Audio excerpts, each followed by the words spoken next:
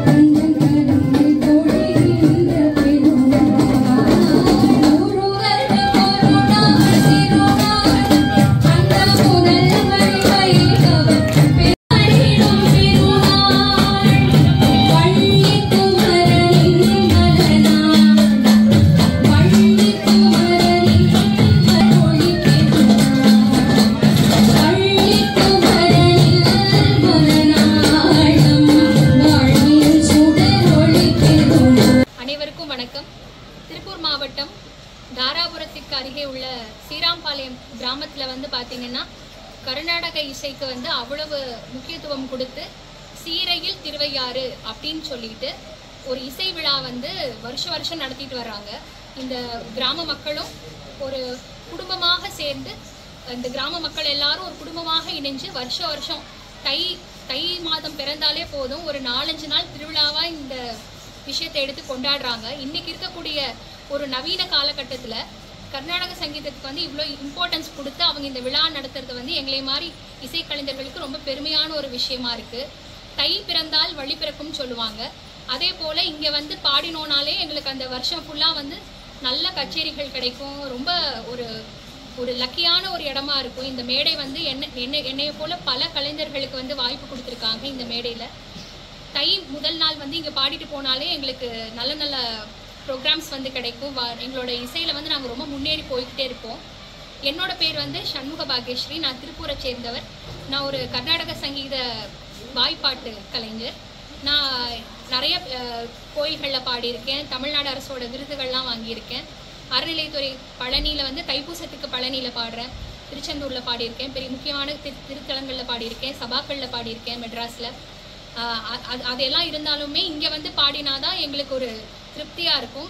எங்கள் வீட்டில் பொங்கல் வைக்கிறதோடு சேர்த்து ஸ்ரீராம்பாளையத்துக்கு வந்து கச்சேரி பண்ணினாதான் அந்த தை பொங்கல் வந்து எங்களுக்கு இனிமையானதாக இருக்கும். மேலும் இந்த நிகழ்ச்சியை வந்து எனக்கு எப்படி இந்த நிகழ்ச்சியை அறிமுகமாச்சு அப்படின்னு கேட்டிங்கன்னா, என்னோட குருநாதர் மூலமாக கவிக்கோ திருப்பூரை சேர்ந்த கவிக்கோ ஸ்ரீதர்குமார் ஐயா அவர்கள் இந்த விழாவில் வந்து 40 வருட ஆண்டுகளாக என் குருநாதர் வந்து பங்கேற்று வந்திருக்கிறார். அவர் தான் வந்து எனக்கு இந்த மாதிரி ஒரு விழா நடக்குதுன்னு சொல்லி என்னை இங்கே பாட கூட்டிகிட்டு வந்தார். நான் ஒரு 6 வருஷமாக பாடிட்டு இருக்கேன். மேலும் இந்த விழா பார்த்தீங்கன்னா 86 வருஷமாக நடக்குது. நான் இன்னைக்கு பாடுறது பார்த்தீங்கன்னா 86வது ஆண்டு. அது மட்டும் இல்லாமல் இந்த நிகழ்ச்சி வந்து ஒருங்கிணைச்சு கொண்டு போகிறவர் பார்த்தீங்கன்னா திருப்பூரை சேர்ந்த திரு கிருபாகரன் ஐயா அவர்கள். அவரும் ஸ்ரீராம்பாளையம் கிராமத்தை சேர்ந்தவர் தான். ரொம்ப சிறப்பாக நடத்திட்டு இருக்காங்க. அவங்க கேட்குறது பார்த்தீங்கன்னா அவங்க கொடுக்குற உற்சாகமே வந்து எங்களுக்கெலாம் வந்து அவ்வளோ சந்தோஷமாக இருக்கும் வந்து பாடுறதுக்கு. அவங்க வந்து எங்களுக்கு நடுநடுல கிஃப்ட் வேறு தருவாங்க. எங்களுக்கு கொடுக்குற சன்மானம் இல்லாமல் பாராட்டி கிஃப்ட்ஸ் கொடுத்துட்டே இருப்பாங்க. அது எல்லாமே எங்களுக்கு ரொம்ப சந்தோஷமாகவும் இன்னும் நல்ல பாடல்கள் புதுசாக தேர்ந்தெடுத்து பாடுறதுக்கு வந்து எங்களுக்கு அந்த ஊக்கத்தையும் தருது. எனவே இந்த இசை விழா வந்து முருகனுடைய திருவருளால் இன்னும் பல வருடங்கள் 86ங்கிறது இன்னும் ஒரு 186 வருஷங்கள் நடந்தாலும் ஆச்சரியப்படுறதுக்கு இல்லை. இந்த குடும்பத்தினுடைய தலைமுறைகள் வந்து எச்சாய்க்கிட்டே வர்றாங்க. இன்னும் 10, 20, 30 தலைமுறைகள் கூட வந்து இந்த விழாவை எடுத்து நடத்தி எங்களை போன்ற இசைக்கலைஞர்களுக்கு வந்து நல்ல ஒரு ஊக்கத்தை கொடுக்கணும் அப்படிங்கிறது வந்து நாங்கள் கேட்டுக்கிறோம். அனைவருக்கும் வணக்கம். நமது தாராபுரம் அருகில் இருக்கக்கூடிய ஸ்ரீராம்பாளையம் அப்படிங்கிற கிராமத்தில் 86 ஆண்டுகளாக இசைக்காக ஒரு முக்கியத்துவம் கொடுத்து ஒரு மாபெரும் விழா நடத்திட்டு இருக்கிறது இந்த தமிழ்நாட்டிலேயே நாங்கள் எங்கேயும் பார்த்ததில்லை. பல்வேறு ஊர்களுக்கு போய் நாங்கள் இந்த மாதிரி இசை விழாவில் கலந்துருக்கோம். இந்த மாதிரி நாங்கள் எங்கேயுமே பார்த்ததில்லை. நாங்கள் பொள்ளாச்சியிலேருந்து வர்றோம். என்னுடைய புதல்விகள் பொள்ளாச்சி சகோதரிகள் அமிர்தவர்ஷினி மணிகண்டன், ஸ்ரீகிருஷ்ணி மணிகண்டன் இவர்கள் இந்த வருஷம்தான் முதல்ல இந்த விழாவில் வந்து கலந்துக்கிட்டாங்க. இந்த வந்த உடனே இவங்களுக்கு மிகப்பெரிய உற்சாகமும் வரவேற்பு கொடுத்து இவங்களுக்கு நல்ல ஒரு எதிர்காலத்தை இந்த மேடை அமைச்சு கொடுத்துருக்கு அப்படின்னா அது மிகையாகாது. அந்த வகையில் ஒரு கிராமம் பல்வேறு கலைஞர்கள் தமிழ்நாட்டிலேருந்து பல்வேறு இடங்கள்லேருந்து பெரிய கலைஞர்கள்லாம் 3 தலைமுறை 4 தலைமுறையாக வந்து இங்கே பாடியிருக்கிறாங்க. அந்த இடத்துல எங்களைப் போல கலைஞர்களும் வந்து பாடினதில் நாங்கள் பெருமைப்படுறோம். அது மட்டும் இல்லாத ஒரு 4-5 தலைமுறைகளாக இங்கே இந்த ஊர் மக்கள் சிரத்தையோட இசைக்கு முக்கியத்துவம் கொடுத்து இசைக்கலைஞர்களுக்கு முக்கியத்துவம் கொடுத்து ஊக்கம் கொடுக்கறது மிகப்பெரிய ஒரு வரப்பிரசாதம். இது மாதிரி ஒவ்வொரு ஊர்கள்லையும் நடக்கணும், ஒவ்வொரு கிராமங்கள்லையும் நடக்கணும். கிராமங்கள் மட்டுமல்ல, அரசாங்கம் இதுக்கு உதவி செய்யணும். ஏன்னா இசையை வாழ்வாதாரமாக கொண்ட கலைஞர்கள் தமிழ்நாட்டில் பல பேர் இருக்காங்க. இசையை எடுத்துக்கிட்டு அவங்க வாழ்க்கையில் முன்னுக்கு வரும்போது அவங்களுக்கு அரசாங்கம் உதவி செய்யலைன்னா இசை துறையானது மலிஞ்சுக்கிட்டே வரும். இசை கலைஞர்கள் இல்லாமல் போயிடுவாங்க. இது ஒரு பாரம்பரிய இசைக்கலை. இந்த கலை வந்து வளர்க்கறதுக்கு கண்டிப்பாக இதுபோல் கிராமங்கள் எடுத்து செய்கிற மாதிரி அரசாங்கம் செய்தோம்னா பல்வேறு கலைஞர்கள் இதை வாழ்வாதாரமாக எடுத்துக்கொண்டு மேலே வருவாங்க அப்படிங்கிறது என்னுடைய தாழ்மையான கருத்து. இந்த விழாவுக்கு எங்களை அழைத்தமைக்காக ஸ்ரீராம்பாளையம் மக்களுக்கும் இந்த விழா குழுவினர்களுக்கும் மனமார்ந்த நன்றியை தெரிவித்துக் கொள்கிறோம்.